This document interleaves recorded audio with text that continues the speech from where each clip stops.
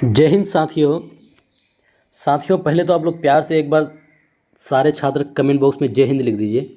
तो बताइए कैसी चल रही है आप लोगों की तैयारी। और नोटिफिकेशन आने के बाद मतलब न्यूज़ आने के बाद अब आप लोगों के अंदर का जो एनर्जी लेवल है कितना हाई हो चुका है। बिल्कुल एनर्जी लेवल को हाई कीजिए और अपने पढ़ाई में आप अपना साथियों वक्त को लगाएं। चलिए हम लोग फिर से लेके आ गए हैं आज आपका साइंस का एक और इम्पोर्टेंट क्लास, जिसमें साथियों हम लोग बहुत सारे प्रश्नों को लेके आए हैं। और क्योंकि आप सबको पता है कि वक्त कम है और इस कम वक्त में आप जितना ज़्यादा प्रश्नों को हल करें उतना आपके लिए फ़ायदा है। और साथियों कमेंट बॉक्स में ये भी बताइएगा, कमेंट बॉक्स में बताइएगा कि किन किन प्रिय साथियों का एडमिट कार्ड डाउनलोड हो चुका है और कब आपका एग्ज़ाम है। ये आपको कमेंट बॉक्स में बताना है कि किनका किनका एडमिट कार्ड डाउनलोड हो चुका है साथियों। तो चलिए बिल्कुल भी देरी नहीं करते हुए अब शुरू करेंगे। पहले सवाल से आप लोग पेन कॉपी लेके तैयार हो जाएं और साथियों फटाफट अपना स्कोर काउंट करते चलिएगा और अंत में ज़रूर बताइएगा कि आपका स्कोर कितना हुआ। चलिए शुरू करते हैं पहले सवाल से। ये रहा पहला सवाल साथियों, ये रहा पहला सवाल। देखिए ज़्यादा वक्त नहीं देंगे आपको, बस हम जो ही क्वेश्चन पढ़ेंगे, क्वेश्चन पढ़ने के बाद जब तक ऑप्शन पढ़ेंगे आपको साथियों जवाब दे देना है, ठीक है। तो देखिए पहला सवाल है कि प्रकाश वर्ष किसका मात्रक है। प्रकाश वर्ष किसका मात्रक है। पहला ऑप्शन है समय का, दूरी का, द्रव्यमान का, ऑप्शन डी वेग का। फटाफट आप लोग बताइए कि प्रकाश वर्ष किसका मात्रक है। तो साथियों प्रकाश वर्ष आपका किसका, दूरी का मात्रक होता है। किसका, प्रकाश वर्ष दूरी का मात्रक होता है, यानी पहले सवाल का जवाब हो जाएगा ऑप्शन बी हो जाएगा। चलिए बढ़ेंगे इससे आगे। दूसरा सवाल कि ओम का नियम किस संबंध को बताता है। बताना है कि जो ओम का नियम है, जो V = I/R होता है, ये किस संबंध को बताता है। ऑप्शन है धारा और शक्ति को, धारा और वोल्टेज को, शक्ति और वोल्टेज को, और प्रतिरोध और शक्ति को। तो साथियों देखिए ओम का नियम ने किस संबंध को दर्शाता है, बताता है, तो ये आपका बताता है धारा और वोल्टेज को। किसको, धारा और वोल्टेज को, क्योंकि यहाँ पे शक्ति की कोई बात नहीं है और यहाँ पे भी देखिए शक्ति है, शक्ति की कोई बात नहीं है। शक्ति यहाँ पे भी कोई शक्ति की बात नहीं है। तो इस सवाल का भी जवाब क्या हो जाएगा, ऑप्शन बी हो जाएगा। चलिए दो के बाद बढ़ते हैं आगे फटाफट।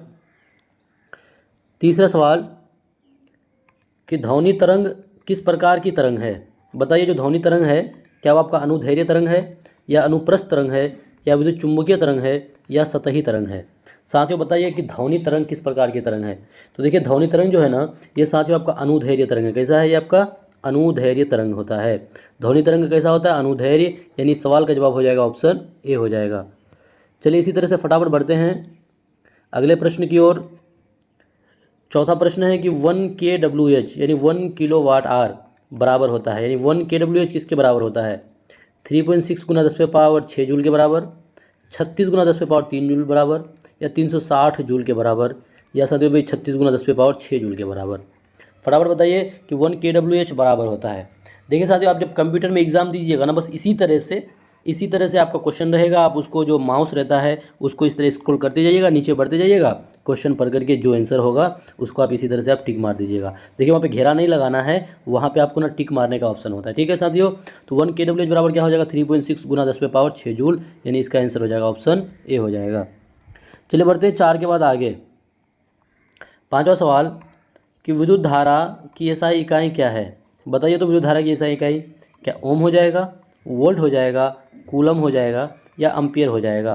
तो देखिए विद्युत धारा की एसआई इकाई साथियों सबको पता है, ये एम्पियर हो जाता है। क्या होता है, विद्युत धारा की एसआई इकाई एम्पियर, यानी 5 नंबर सवाल का जवाब डी, ठीक है। चलिए बढ़ते हैं 5 के बाद आगे।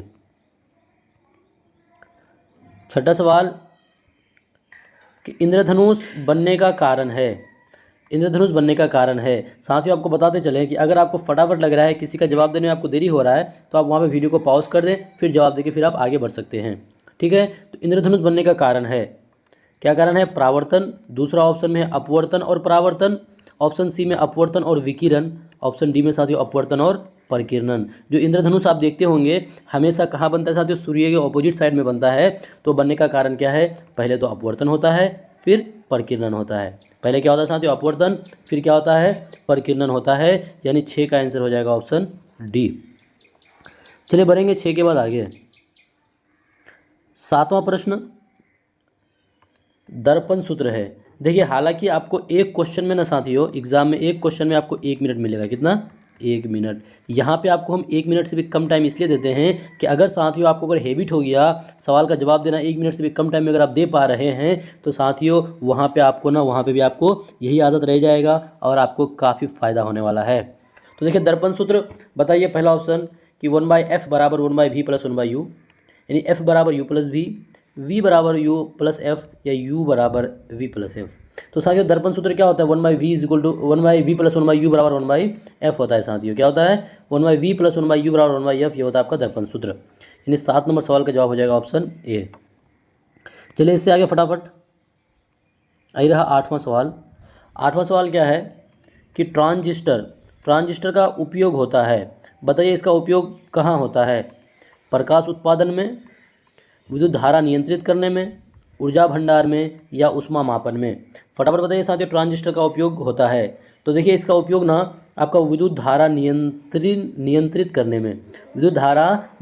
करने में आपका ट्रांजिस्टर का उपयोग होता है। यानी 8 नंबर सवाल का जवाब हो जाएगा ऑप्शन बी हो जाएगा। चलिए बढ़ेंगे 8 के बाद आगे की ओर। 9वां प्रश्न, वोल्ट मीटर सदैव किस प्रकार जोड़ा जाता है, बताना है आपको। जो वोल्ट मीटर होता है ना उसको कैसे जोड़ा जाता है। ऑप्शन है श्रेणी क्रम में, समांतर क्रम में या फिर मिश्रित में या इनमें से कोई नहीं। तो बताइए साथियों जो वोल्ट मीटर है उसको किस प्रकार जोड़ा जाता है। ध्यान रखिएगा वोल्ट मीटर को ना साथियों समांतर में जोड़ा जाता है। किसमें, वोल्ट मीटर को समांतर में जोड़ा जाता है। देखिए अभी और हम लोगों के पास इतना वक्त नहीं है कि उसको हम ना एक्सप्लेन करें, साथियों एक्सप्लेन का वक्त नहीं है। अगर आपको एक्सप्लेन के साथ वीडियो चाहिए तो साथियों हमारा जो पिछला वाला सा वीडियो है उसमें आप जाइए, उसमें एक्सप्लेन करके पढ़ाया हुआ है, उसको आप पढ़ लीजिए। अभी वक्त कम है इसलिए हम लोग फटाफट क्या करते हैं, ज़्यादा से ज़्यादा प्रैक्टिस करते हैं। चलिए बढ़ेंगे 9 के बाद आगे। 10वां सवाल कि प्राश्रव्य ध्वनि की आवृत्ति होती है। प्राश्रव्य ध्वनि की आवृत्ति 20 हर्ट्ज से कम, 20,000 हर्ट्ज से अधिक, 20 हर्ट्ज से 20,000 हर्ट्ज के बीच या फिर ऑप्शन डी 0। फटाफट बताइए साथियों कि प्राश्रव्य ध्वनि जो है उसकी आवृत्ति। देखिए प्राश्रव्य ध्वनि की आवृत्ति ना 20,000 हर्ट्ज से अधिक होती है। क्या होती है, 20,000 हर्ट्ज से अधिक होती है। यानी इसका जवाब हो जाएगा ऑप्शन बी हो जाएगा। ये वाली जो साथियों आवृत्ति है इसको हम लोग सुन पाते हैं, आप जानते हैं इस बात को। चलिए बढ़ेंगे 10 के बाद आगे की ओर।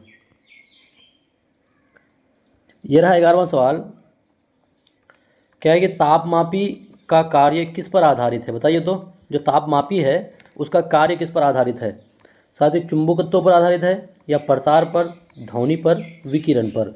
फटाफट 11 नंबर सवाल का जवाब दीजिए कि तापमापी का कार्य किस पर आधारित है।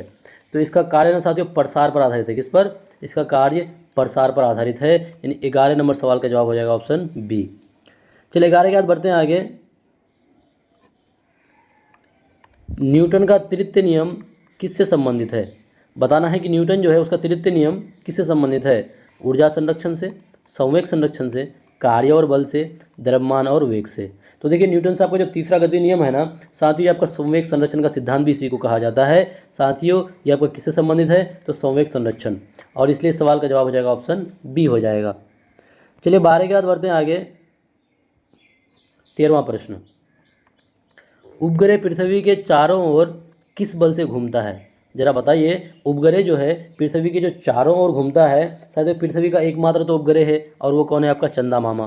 कौन है, चंदा मामा। ये चंदा मामा जो पृथ्वी के चारों ओर घूमता है साथियों किस बल से घूमता है, तो क्या वो अभिकेंद्रीय बल, अभिकेंद्राभिमुख बल या गुरुत्वाकर्षण बल, ऑप्शन डी में घर्षण बल।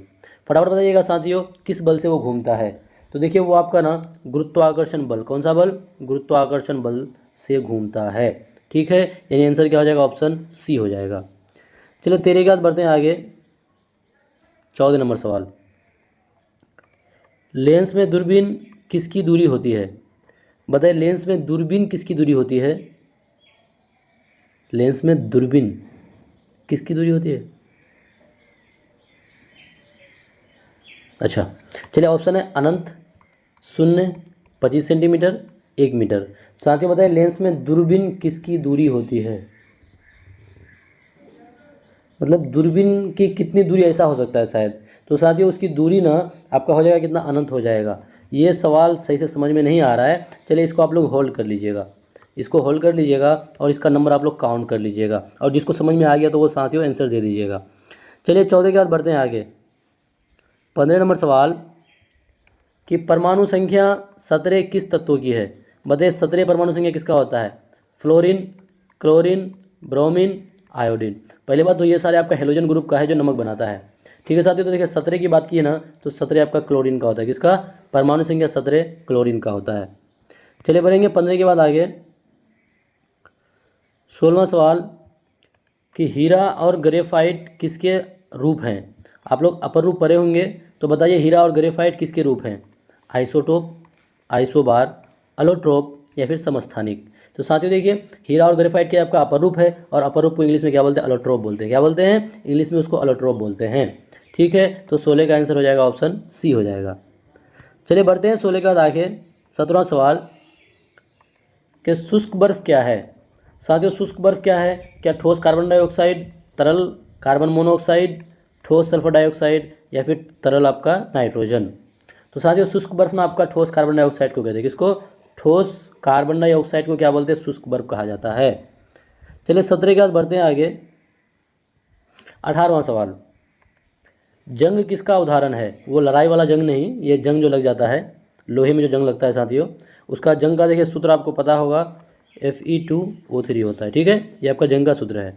तो जंग किसका उदाहरण है? अपचयन का, ऑक्सीकरण का, विस्थापन का, संश्लेषण का। फटाफट आप बताइए कि जंग किसका उदाहरण है। तो देखिए साथियों 18 नंबर जो सवाल है ये आपका जंग क्या हो जाएगा? इसका ऑक्सीकरण का उदाहरण। किसका? ऑक्सीकरण।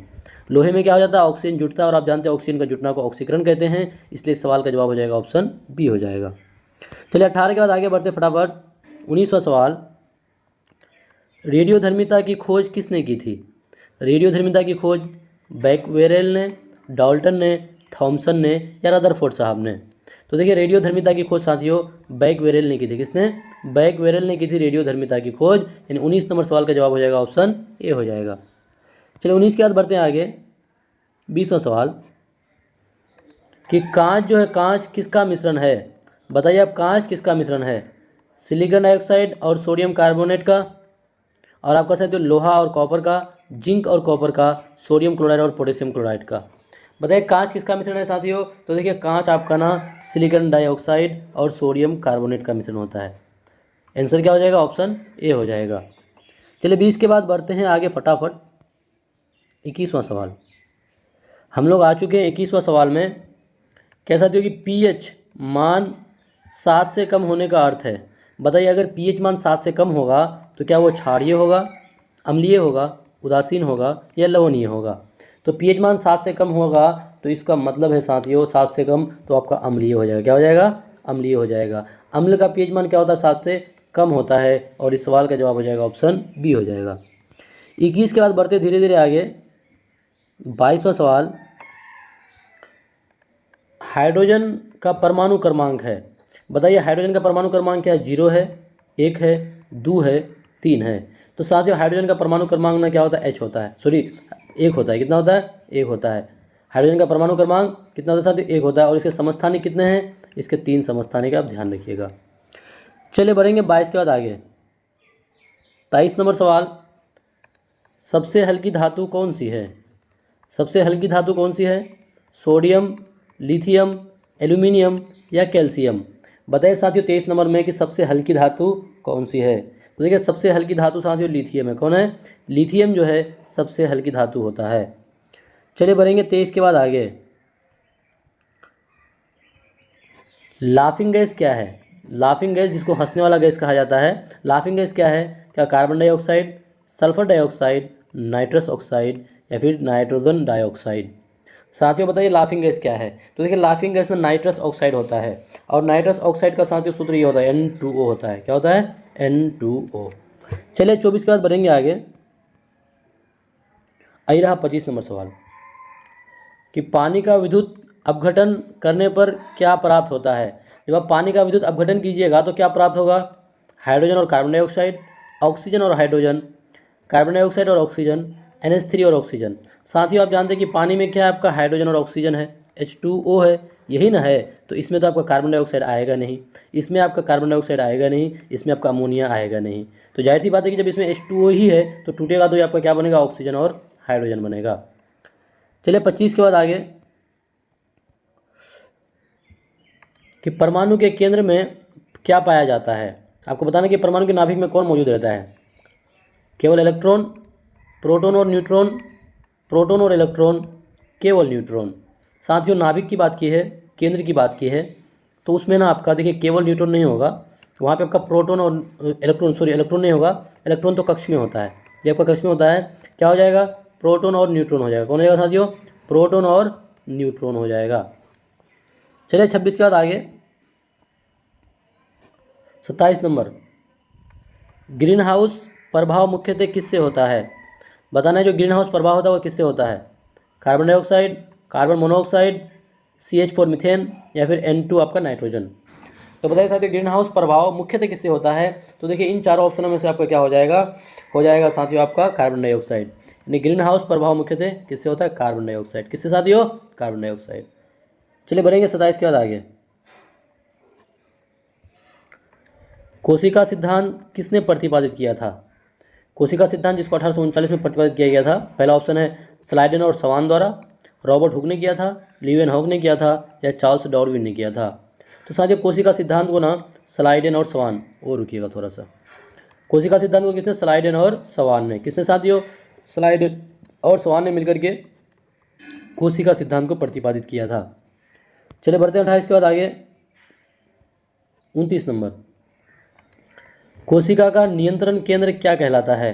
जरा बता दीजिए प्यारे साथियों, कोशिका का नियंत्रण केंद्र क्या कहलाता है? राइबोसोम, माइटोकॉन्ड्रिया, नाभिक या फिर गोल्जी तंत्र। तो देखिए कोशिका का जो नियंत्रण केंद्र है ना साथियों, वो क्या है? आपका नाभिक है। नाभिक को कोशिका का नियंत्रण केंद्र कहा जाता है। यानी इस सवाल का जवाब हो जाएगा ऑप्शन सी हो जाएगा। 29 के बाद बढ़ते हैं आगे 30वां सवाल, कोशिका में ऊर्जा का उत्पादन कहाँ होता है? देखिए कोशिका में जो ऊर्जा का उत्पादन होता है वो कहाँ होता है? ऑप्शन है राइबोसोम, माइटोकॉन्ड्रिया, क्लोरोप्लास्ट या फिर लाइसोसोम। तो कोशिका में ऊर्जा का उत्पादन साथियों ये आपका होता है माइटोकॉन्ड्रिया में। कहाँ पे? माइटोकॉन्ड्रिया में। बताइए कहाँ पे होता है? माइटोकॉन्ड्रिया में। यानी आंसर हो जाएगा ऑप्शन बी हो जाएगा साथियों। चलिए 30 के बाद बढ़ते हैं आगे 31 नंबर, रक्त में ऑक्सीजन ढोने का कार्य कौन करता है? बताइए रक्त में ऑक्सीजन को ढोने का कार्य ने, ऑक्सीजन का परिवहन कौन करता है? ऐसे आप समझिए। क्या साथियों वो श्वेत रक्त कणिका जिसको WBC बोलते हैं, या फिर हीमोग्लोबिन, या साथियों प्लाज्मा या प्लेटलेट्स? आप लोग जवाब दीजिए। देखिए आप लोग को एक बात बताते चलें साथियों, हम लोग ना क्लास के दौरान कभी भी आपको नहीं बोलेंगे कि लाइक करें, शेयर करें, सब्सक्राइब करें, ऐसा कभी कुछ नहीं बोलेंगे। बस क्लास के दौरान हम लोग कंटिन्यू क्वेश्चन को लेके आते हैं ताकि आपका जो पढ़ने का एक सीक्वेंस है ना वो टूटे नहीं। इसलिए आप लोग कंटिन्यू बस पढ़ते रहें। इस बात पर ध्यान ना दें कि आपको लाइक करना है, शेयर करना है, वो उस बात पर आप ध्यान मत रखिए। बस आप अपनी तैयारी करते चलें। एक ही मकसद है आपको इस बार सरकारी कॉलेज में एक सीट आपको अपना कन्फर्म करना है। ठीक है साथियों। तो देखिए रक्त में ऑक्सीजन ढोने का कार्य कौन करता है? तो उसका कार्य करता है साथियों हीमोग्लोबिन। कौन करता है? हीमोग्लोबिन। देखिए साथियों इस बचे हुए दिनों में ना आप लोगों को इतना सारा क्वेश्चन का प्रैक्टिस करा देंगे ताकि आपके एग्जाम में ना आपको आसानी लगने लगेगा, चुटकी लगने लगेगा। 31 के बाद आप बढ़ते हैं आगे की ओर 32 नंबर, मनुष्य के शरीर में कितने जोड़े गुणसूत्र पाए जाते हैं? बताइए। जोड़े में पूछा है क्या? 22 जोड़ा, 23 जोड़ा, 24 जोड़ा या 46 जोड़ा? साथियों संख्या की बात करता तो 46 हो जाता, लेकिन जोड़े की बात की है तो 23 जोड़ा हो जाएगा। क्या हो जाएगा साथियों? मनुष्य के शरीर में कितने जोड़े? 23 जोड़े गुणसूत्र पाए जाते हैं। यानी आंसर हो जाएगा ऑप्शन बी हो जाएगा। चलिए बढ़ेंगे इस सवाल के बाद आगे की ओर। अगला सवाल है रंगाधता, जिसको इंग्लिश में कलर ब्लाइंडनेस कहते हैं, किस प्रकार का रोग है? बताइए कलर ब्लाइंडनेस ये किस प्रकार का रोग है? ये वाई लिंक्ड है, एक्स लिंक्ड है या ऑटोजोमल रिसेसिव है या साथियों संक्रामक है? पहली बात तो ये संक्रामक है नहीं, इसको काट दीजिए। ठीक है साथियों, कलर ब्लाइंडनेस जो है साथियों ये एक्स लिंक्ड है। क्या है? ये आपका एक्स लिंक्ड बीमारी है। कौन सा बीमारी है? एक्स लिंक्ड बीमारी है साथियों। इसलिए ना आपका कलर ब्लाइंडनेस ज़्यादा मेल में इसका असर ज़्यादा दिखता है, क्योंकि साथियों मेल के पास आप जानते हैं एक्स और वाई आपका यही क्रोमोसोम होता है। अगर इस पर असर हो गया तो बचा कौन? खाली वाई बचा। लेकिन महिलाओं में एक्स और एक्स दोनों होता है। अगर एक का डिफेक्ट करेगा तो दूसरा उसके पास है साथियों। ठीक है चलिए बढ़ेंगे इस सवाल के बाद आगे की ओर। 34, रक्त का थक्का जमाने में कौन सा विटामिन सहायक है? बताइए रक्त का थक्का जमाने में कौन सा विटामिन सहायक है? Vitamin C, vitamin A, vitamin K, vitamin D? काफ़ी आसान है। रक्त का थक्का जमाने में आपका विटामिन के सहायक है। कौन है साथियों? विटामिन के रक्त का थक्का जमाने में सहायक है। चलिए 34 के बाद बढ़ते हैं आगे इंसुलिन का स्रवण किस ग्रंथि से होता है? यकृत से होता है, अग्नाशय से होता है, पिट्यूटरी से होता है या फिर अधिवृक्क से होता है? तो इंसुलिन का जो स्रवण होता है ना साथियों, वो आपका अग्नाशय से होता है। किससे? अग्नाशय से। अग्नाशय से आपका इंसुलिन का स्रवण होता है। चलिए 35 के बाद आगे बढ़ते हैं। पौधों में प्रकाश संश्लेषण कहाँ होता है? पौधों में प्रकाश संश्लेषण माइटोकॉन्ड्रिया में, क्लोरोप्लास्ट में, राइबोसोम में या नाभिक में? बताइए पौधों में प्रकाश संश्लेषण कहाँ होता है साथियों? तो इसमें प्रकाश संश्लेषण क्लोरोप्लास्ट में होता है। कहाँ पे? क्लोरोप्लास्ट में होता है। और क्लोरोप्लास्ट में ना एक वर्णक पाया जाता है, पिगमेंट पाया जाता है, इसको क्लोरोफिल कहते हैं। ठीक है साथियों। चलिए 36 के बाद बढ़ते हैं आगे। मनुष्य के शरीर में सबसे बड़ी ग्रंथि है। बताइए मनुष्य के शरीर की सबसे बड़ी ग्रंथि? अग्नाशय, यकृत, अधिवृक्क या थायराइड? तो देखिए मनुष्य के शरीर की सबसे बड़ी ग्रंथि ना साथियों, वो आपका हो जाता है कौन? वो होता है आपका यकृत होता है। कौन? यकृत जो है मनुष्य के शरीर की सबसे बड़ी ग्रंथि है। यानी 37 नंबर सवाल का जवाब हो जाएगा ऑप्शन बी हो जाएगा। चलिए 37 के बाद बढ़ेंगे आगे। मानव शरीर में आरबीसी का जीवन काल होता है। बताइए तो मानव शरीर में आरबीसी का जीवन काल 60 दिन, 90 दिन, 120 दिन या 150 दिन? मानव शरीर में आरबीसी का जीवन काल साथियों कितने दिनों का होता है? तो आरबीसी का जीवन काल 120 दिनों का होता है। कितने का? 120 दिनों का होता है आरबीसी का जीवन काल। चलिए 38 के बाद बढ़ते हैं आगे। अगला सवाल कि मलेरिया किससे होता है? मलेरिया किससे होता है? क्या ये वायरस से होता है, बैक्टीरिया से होता है, प्रोटोजोआ से होता है या फंगस से होता है? साथियों मलेरिया जो है ना, ये आपका प्रोटोजोआ से होता है। किससे? प्रोटोजोआ से होता है। मलेरिया किससे होता है साथियों? ये आपका प्रोटोजोआ से होता है। चलिए 39 के बाद बढ़ते हैं आगे। 40वां सवाल कि डीएनए का पूरा नाम है। बताइए डीएनए का पूरा नाम क्या है? डीऑक्सी न्यूक्लिक एसिड, डाइन्यूक्लियर एसिड या फिर डबल न्यूक्लिक एसिड या इनमें से कोई नहीं? तो साथियों आप सबको पता है कि डीएनए का पूरा नाम क्या है? Deoxy nucleic acid. इस सवाल का जवाब हो जाएगा ऑप्शन ए हो जाएगा। चलिए बढ़ते हैं आगे। अच्छा और नहीं है साथियों, और सवाल नहीं है। देखिए आज के इस मैराथन क्लास में, आज के इस क्लास में कुल कितने 40 प्रश्न थे। कितने प्रश्न थे? 40 प्रश्न थे। अब प्यारे साथी आप सभी को बताना है कि 40 में से आपका कितना स्कोर हुआ। 40 में से कितना स्कोर हुआ। बस इसी तरह से कंटिन्यू आप मेहनत करते चलें, कंटिन्यू हमारे वीडियो को देखते चलें साथियों। आप अपनी तैयारी को और मजबूत करते चलें। फिर मिलेंगे अगले वीडियो में। जब तक के लिए जय हिंद, जय भारत।